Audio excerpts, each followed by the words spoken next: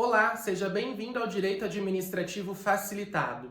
Eu sou o professor Marcos e o tema da aula de hoje é autarquias.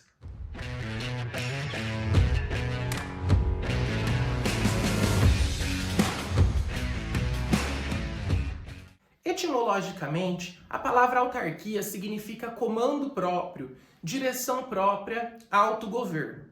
No direito brasileiro, é utilizada para designar a pessoa jurídica de direito público e, portanto, com personalidade jurídica própria, criada por lei com capacidade de autoadministração para descentralização de atividades típicas de Estado, como, por exemplo, o exercício do poder de polícia. Vamos contextualizar este conceito com um exemplo. Imaginemos, por exemplo, a atividade de previdência social. Uma atividade que, a princípio, é de competência da pessoa jurídica União, uma entidade da administração pública direta. Ocorre que a União olha para a atividade de previdência social e não deseja, por meio de sua própria estrutura, ou seja, dos seus órgãos e agentes públicos, exercer aquela atividade, prestar aquela atividade administrativa.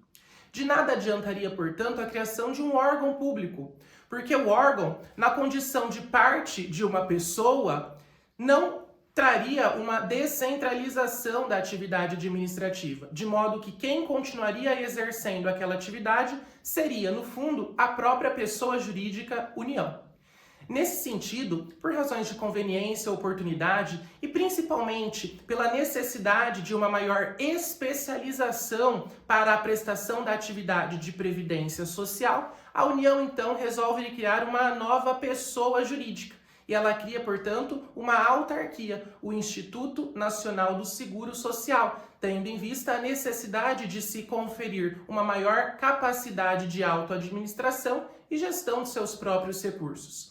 Quando a União cria a autarquia INSS, ela transfere a atividade de previdência social. Ocorre, portanto, o fenômeno de descentralização da atividade administrativa. Aquela atividade típica de Estado que estava concentrada na União passa para outra pessoa jurídica. Portanto, as autarquias são pessoas jurídicas de direito público criadas no contexto de descentralização da atividade administrativa, quando uma das entidades da administração pública direta resolve transferir alguma atividade típica de Estado.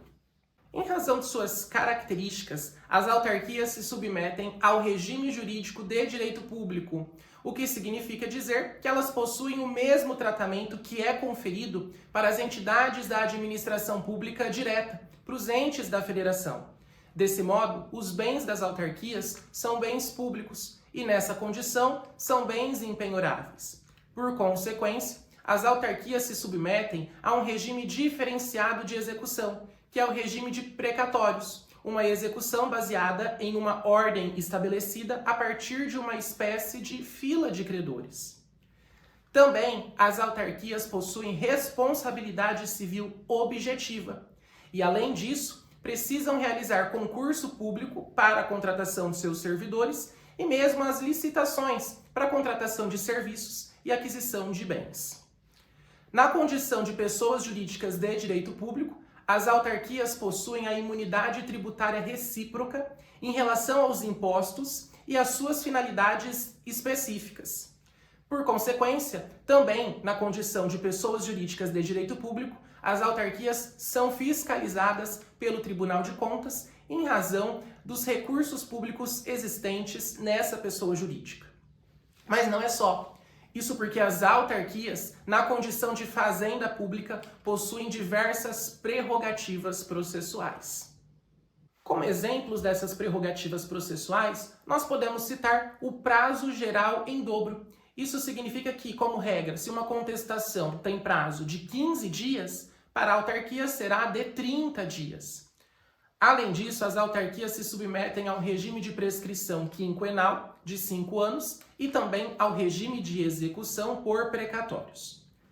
Na condição de fazenda pública, as autarquias precisam observar as regras previstas no artigo 496 do Código de Processo Civil em relação à remessa necessária, ao reexame necessário, o duplo grau de jurisdição obrigatório.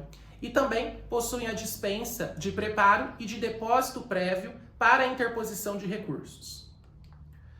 Mas afinal de contas, de onde vêm os recursos das autarquias? Esses recursos são transferidos pelo próprio ente da federação quando da criação da autarquia. E na medida em que recebem esses recursos, as autarquias também adquirem a capacidade de autoadministração e a autonomia financeira, de modo que elas decidirão como alocar esses recursos e efetuar as suas próprias despesas. No entanto, como se tratam de recursos públicos, eles precisam estar previstos na Lei Orçamentária Anual e se submetem à necessidade de prestação de contas. Em relação às ações processuais, nós precisamos estabelecer o foro competente para as ações envolvendo as autarquias. E aí nós vamos dividir a competência da Justiça Estadual e da Justiça Federal. É de competência da Justiça Estadual o julgamento das ações relativas às autarquias estaduais e municipais.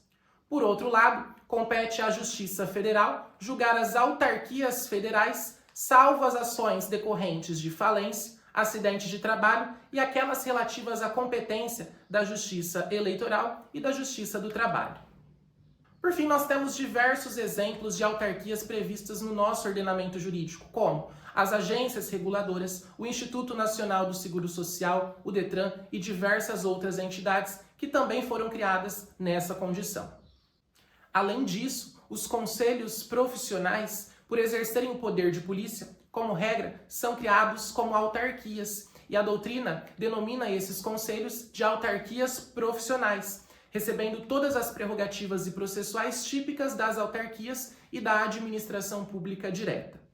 Grande controvérsia existe com relação à OAB, mas o próprio Supremo Tribunal Federal já se manifestou no sentido de a OAB possuir uma natureza jurídica ímpar, ou seja, sui generis, não se enquadra no conceito de autarquia e, portanto, não integra a estrutura da administração pública indireta, de modo que, por exemplo, não se sujeita à necessidade de realização de concurso público ou à prestação de contas públicas. Eu espero que você tenha gostado desse vídeo. Não se esqueça de curtir, comentar e compartilhar. E nós nos vemos na próxima aula. Até lá!